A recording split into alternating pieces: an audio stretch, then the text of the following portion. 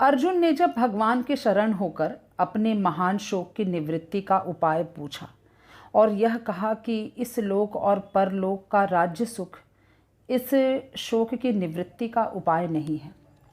तब अर्जुन को अधिकारी समझकर उसके शोक और मोह को सदा के लिए नष्ट करने के उद्देश्य से भगवान पहले नित्य और अनित्य वस्तु के विवेचन पूर्वक सांख्य योग की दृष्टि से भी युद्ध करना कर्तव्य है, ऐसा प्रतिपादन करते हुए सांख्य निष्ठा का वर्णन करते हैं। भगवान कहते हैं, असोच्यानन वसोचस्त्वं प्रज्ञावादांश्च भाषसे गतासु न गतासुमश्च नानुशोचन्ति पंडिताः।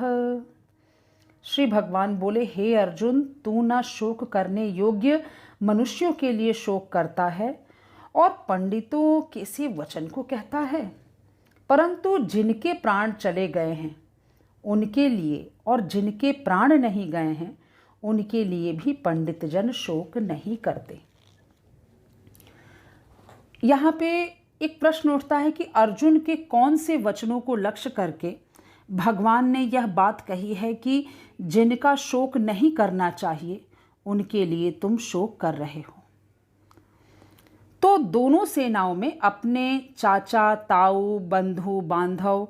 और आचार्य आदि को देखते ही उनके नाश की आशंका से विषाद करते हुए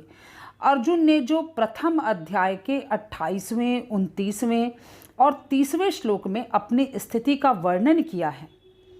45वें श्लोक में युद्ध के लिए तैयार होने की क्रिया पर शोक प्रकट किया है और 47वें श्लोक में जो संजय ने उनकी स्थिति का वर्णन किया है, उनको लक्ष्य करके यहाँ भगवान ने यह बात कही है कि जिनके लिए शोक नहीं करना चाहिए उनके लिए तुम शोक कर रहे हो। और यहीं से भगवान के उपदेश का उपक्रम होता है, जिसका उपसंहार 18वें अध्याय के 66वें श्लोक में हुआ है।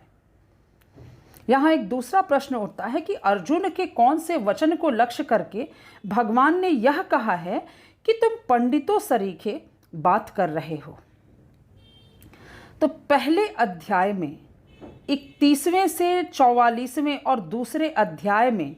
4 से 6 श्लोक तक अर्जुन ने कुल के नाश से उत्पन्न होने वाले महान पाप का वर्णन करते हुए अहंकार पूर्वक दुर्योधनादि की नीचता और अपनी धर्मज्ञता की बातें कहकर अनेकों प्रकार की युक्तियों से युद्ध का औचित्य सिद्ध किया है। उन्हीं सब वचनों को लक्ष्य करके भगवान ने यह कहा है कि तुम पंडितों सरीखे बात कर रहे हो।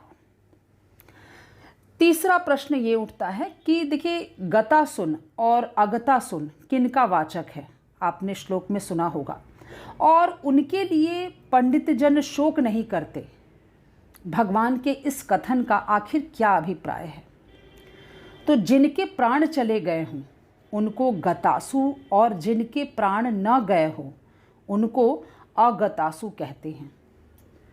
उनके लिए पंडित जन शोक नहीं करते, इस कथन से भगवान ने यह भाव दिखलाया है कि जिस प्रकार तुम अपने पिता और पितामह आदि मरकर परलोक में गए हुए पितरों के लिए चिंता कर रहे हो कि युद्ध के परिणाम से हमारे कुल का नाश हो जाने पर वर्ण संकरता फैल जाने से हमारे पितर लोग घोर नरक में गिर जाएंगे इत्यादि, तथा सामने खड़े हुए बंधु बांधवों के लिए भी चिंता कर रहे हो कि इन सब के बिना हम राज्य और भोगों को लेकर क्या आखिर करेंगे, कुल का संहार हो जाने से स्त्रियां भ्रष्ट हो जाएंगी इत्यादि बातें तुम सोच रहे हो। और इस प्रकार की चिंता पंडित लोग नहीं करते, क्योंकि पंडितों की दृष्टि में एक सच्चिदानंद घन ब्रह्म ही नित्य और सत वस्तु है, उससे भिन्न कोई दूसरी वस्तु ही नहीं है। वही सबका आत्मा है, उसका कभी किसी प्रकार भी नाश नहीं हो सकता। और शरीर अनित्य है, वह रह नहीं सकता, तथा आत्मा और शरीर का संयोग वियोग व्यवहारिक दृष्टि से अनिवार्य होते हुए भी वास्तव में स्वप्न की भांति कल्पित है, फिर वे किसके लिए शोक करें और क्यों करें? किंतु तुम शोक कर रहे हो, इसीलिए जान पड़ता है कि तुम पंडित नहीं हो, केवल पंडितों की सी बातें ही कर रहे हो। तो इस वीडियो में मैंने आप सभी के समक्ष श्रीमद् भगवद गीता के दूसरे अध्याय के 11वें नंबर श्लोक का संपूर्ण विश्लेषण प्रस्तुत किया। तो आज यहीं विश्राम देते हैं। जय श्री कृष्ण, हरिओम, हर हर महादेव।